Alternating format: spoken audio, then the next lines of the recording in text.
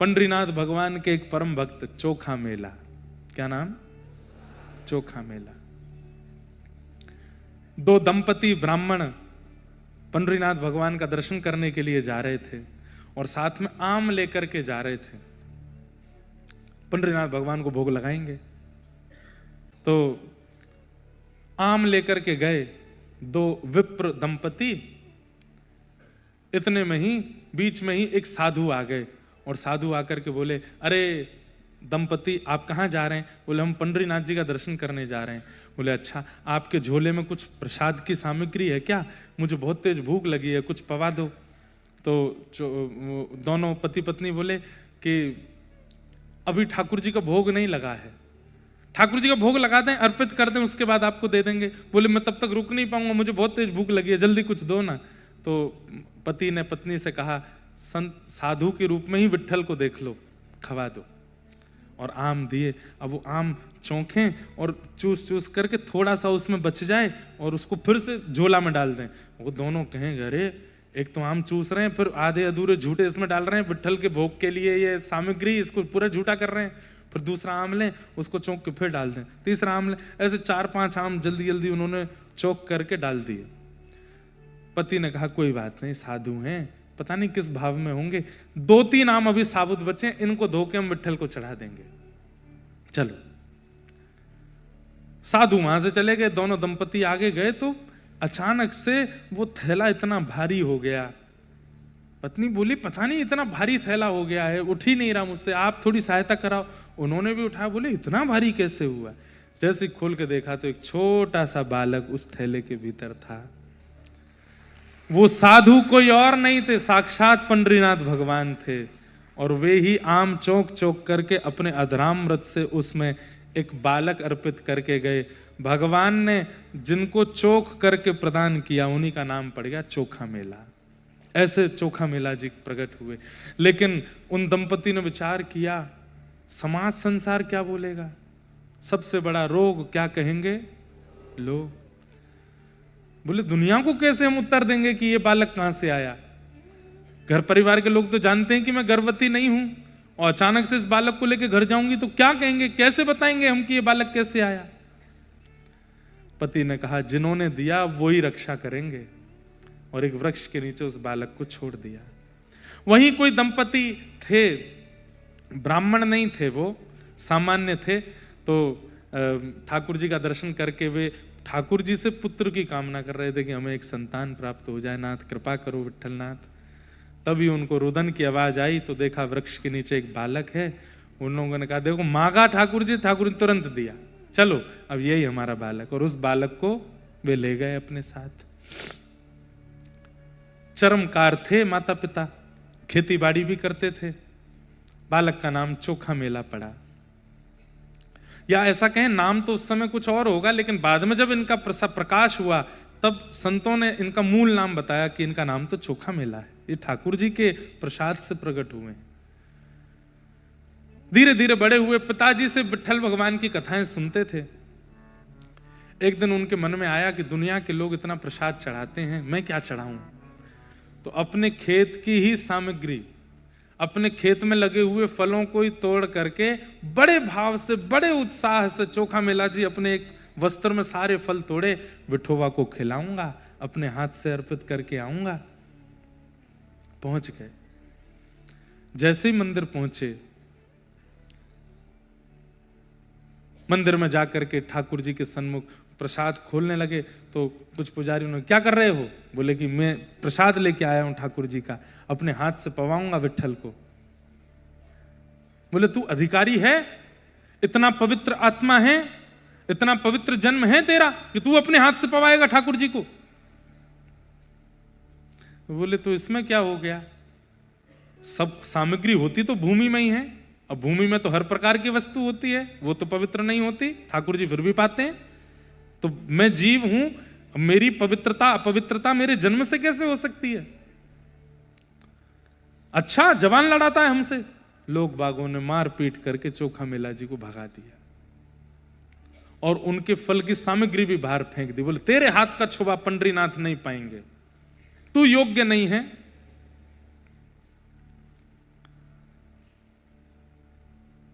उनकी बातों का बुरा नहीं लगा चोखा मेला जी को, ठाकुर जी पे गुस्सा आया। बड़ों के भगवान बन गए हो, धनवानों के भगवान बन गए हो, योग्य लोगों के भगवान बन गए हो, तो मेरे हाथ का नहीं पाओगे आप। जा रहा हूं मैं, और दिखा के गए, देखो कितना अच्छा वाला सेब है, मीठा मैं ही खाऊंगा, आपको नहीं दूंगा। किसी अन्य पर कितना सहज स्वभाव, ये केला देख रहे हो, कितना बढ़िया, मैं खाऊंगा इसको, आपको नहीं खिलाऊंगा। ऐसा करते हो आप, अपने भक्तों के साथ इतना दुर्व्यवहार करते हो। ठाकुर जी को डांट करके थोड़ी देर लड़ झगड़ करके चोखा मेला जी चले गए। यहां लगी, इधर लगी थी, चोट लगी ठाकुर जी चोखा मेला जी को। रात्रि में बैठे बैठे बेचारे सिकाई कर रहे थे, अपने सब माता पिता से छुपा रहे थे कि इनको बताऊं ना कि मुझे आज मारा मंदिर में। पंडरीनाथ भगवान से देखा नहीं गया। रात्रि में बैठे थे, तभी सुंदर कस्तूरी की सुगंध आने लगी, सुंदर तुलसी की मालाओं की सुगंध आने लगी। आहा, दिव्य तेज जैसा दिखने लगा। चोखा मेला जी ने जैसे ही देखा, आहा, पुंडली कवरदा हरि विठल श्री ज्ञान देव तुकाराम, श्री पंडरीनाथ भगवान की। मंदम मंदम चाल, कमर पर हाथ धर के ठाकुर जी मटक मटक के चल के आ रहे हैं। चोखा मेला ने जैसे ही देखा, देख करके प्रसन्न तो बहुत हुआ, लेकिन लड़ने लगा। क्यों आए अब? सुबह तो भगा दिया था, मार पीट के मुझको भगा दिया था। बड़े घरों में जाओ, बड़ी जात में जन्मे लोगों के पास जाओ, मेरे पास क्यों आ रहे हो आप? ठाकुर जी आए, आकर के चोखा मेला को हृदय से लगाया। जहां जहां चोट लगी थी वहां अपने हाथ से सहलाने लगे। बोले चोट लगी? चोखा मेला के तो नेत्र सजल। ठाकुर जी को इतने समीप से पहली बार और प्रत्यक्ष बोलते चलते फिरते ठाकुर जी देखे। 2-3 बार तो उसको मूर्छा जैसी आ गई। ठाकुर जी ने संभाला, अरे संभाल, ऐसे मत कर, आप सच में आए हो? बोले हाँ, मैंने सुबह बहुत डांटा आपको, मुझे क्षमा करना। कोई बात नहीं, सुन, वो फल कहाँ है? तू बोल रहा था बहुत मीठा सेब है, बहुत अच्छा केला है, कहाँ है? खा गया क्या? चोखा मेला बोला, आपको लगता है मैं तो बस चिढ़ा रहा था आपको, मैंने नहीं खाए। तो कहाँ है, जल्दी लेके आना। चोखा मेला लेकर के फल आए। पंडरीनाथ एक बार स्वयं पाते हैं और अपना ही पाकर के अपना प्रसाद अधरामृत चोखा मेला को खिलाते हैं। बोले मेरे पुजारी गंदे नहीं है, कुछ नियम बना दिए हैं इसलिए तो नहीं, मेरे को कोई मन में भाव नहीं आया। अच्छा हुआ उन्होंने पीटा मुझे, पीटा तो आप आ गए, नहीं पीटते तो आप आते। मेरे साथ कुछ व्यवहार ऐसा किया उन लोगों ने तो आप आ गए ना मेरे पास। चोखा मेला जी, ठाकुर जी अब पावे फिर पवावे, फिर पावे फिर पवावे। 2-3 फल पाने के बाद ठाकुर जी बोले, अच्छा चल अब बाकी की पोटली बना के मुझको दे दे। चोखा मेला बोले, सब पालो ना। नहीं, ये मैं लेके जाऊंगा, रुक्मणी जी को पवाऊंगा। आज तुम आए थे, तुम्हारे साथ मंदिर में दुर्व्यवहार हुआ, इस वजह से मैंने और रुक्मणी दोनों ने कुछ नहीं खाया। पूरे दिन हम भूखे रहे, आज वो भी भूखी है, तो मैं जाके तेरे ही फल खिलाऊंगा। चोखा मेला जी तो बोले, मुझे सर्वस्व मिल गया नाथ, मुझे सब कुछ प्राप्त हो गया, मैं आ सकता हूं आपके पास? हाँ तू आना ना, मैं करवा दूंगा व्यवस्था, मैं पुजारियों को स्वप्न आदि देके तेरी व्यवस्था कर दूंगा, तू आ जाना। ठीक है मैं आऊंगा, आप जाओ। ठाकुर जी पोटली लेकर के कमर पर टांग के पहुंचे, जाकर के रुक्मणी जी को गर्भगृह में बुला, आओ बैठो पाओ। दुनिया के 56 भोगों में वो सुख स्वाद नहीं होगा, चोखा मेला के फल पाओ। और पवाने लगे रुक्मणी जी को, प्रेम से रुक्मणी जी पा रही हैं, विठोबा पा रहे हैं।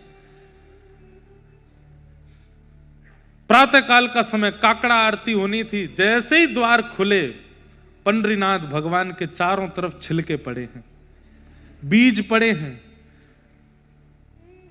सब लोग देखने लगे, अरे रात में तो मंदिर पूरा स्वच्छ किया था, ये अपवित्र कैसे हो गए? छिलके गुठली कहां से आ गए यहां पर? लोगों का काम है अधूरी चीजों पर अपनी कहानी बनाना। एक बोला, मैं बताऊं? बोला हाँ, वो चोखा मेला आया था कल, उसको हमने मार पीट के भगा दिया, तो कहीं से चोरी चुपके, अब उसके ईमान पे बात आ गई ना, उसको हमने मारा पीटा, तो चोरी चुपके कहीं से घुस करके पूरे मंदिर में झूठा प्रसाद खा करके छिलके फेंक के चला गया है। एक बार भी ये मन में नहीं आया कि विट्ठल नहीं खा सकते। कितना अविश्वास! मतलब चोखा मेला भीतर घुस गया होगा और खा करके छिलके फेंक करके गया होगा अपवित्र करने के लिए, ये कहानी बनाती। और काकड़ा आरती तो हुई नहीं, सब पुजारी पंडाओं ने डंडा उठाए और लेकर के पहुंच गए चोखा मेला के पास। सो रहे थे चोखा मेला जी रात्रि के 3-4 बजे, खटिया से उठाया, उठा करके पानी वाने डाला। तेरी इतनी हिम्मत, तू मंदिर में जाके झूठा! फिर से डंडे आदि मारे उनको। विठोबा तो कहे थे व्यवस्था कराएंगे मेरी, इतना पिटवा रहे हैं। रोने लगे चोखा मेला। वहीं से बोले नहीं आऊंगा विठोबा, मैं नहीं आऊंगा आपके पास। ये कैसा करते हैं आपके सब लोग व्यवहार? आप हंस रहे हो पर चोखा मेला की वेदना देखो। बंधुओं, एक व्यक्ति हमसे अगर हमने जो नहीं किया वह बोल देता है ना, तो कितनी पीड़ा होती है। और यहां सब लोग अगर पीछे पड़ जाएं तो चोखा मेला जी का स्थिति भाव देखो। इतना मारा कि जो रात के घाव थे वो तो खुल ही गए और नए घाव आ गए। बिल्कुल शिथिल अवस्था में चोखा मेला जी रोने लगे। कैसे बताऊं इन सबको कि मैंने नहीं किया? पुजारी बोले अब ये सबक सीख गया, अब नहीं आएगा कभी। लौट करके जैसे पंडरीनाथ के मंदिर में पहुंचे, भीतर से द्वार बंद कर दिया ठाकुर जी ने और ताला लगा दिया अंदर से, और भीतर से सिसकियों की आवाज आ रही है, ठाकुर जी रो रहे हैं। पुजारियों ने जाकर के खूब द्वार खोला लेकिन नहीं खुला। ज्यादा हट करने लगे तो भीतर से रोष में और जैसे कोई रोते हुए स्वर में बोलता है, गुस्से में, ऐसे ठाकुर जी बोले निकल जाओ यहां से, नहीं मिलना मुझे तुम लोगों से। किस बात का अभिमान लेकर के बैठे हो? तुम बहुत ज्ञानी हो, बहुत पढ़े लिखे हो, बहुत ऊंचे कुल खानदान में जन्मे हो, तो तुमको अधिकार है मेरी सेवा का। मैं आज प्रतिज्ञा लेता हूं, प्रलय कालीन समय तक विट्ठल रुक्मणी का मंदिर अब नहीं खुलेगा लोगों के दर्शन के लिए, सदा के लिए बंद रहेगा।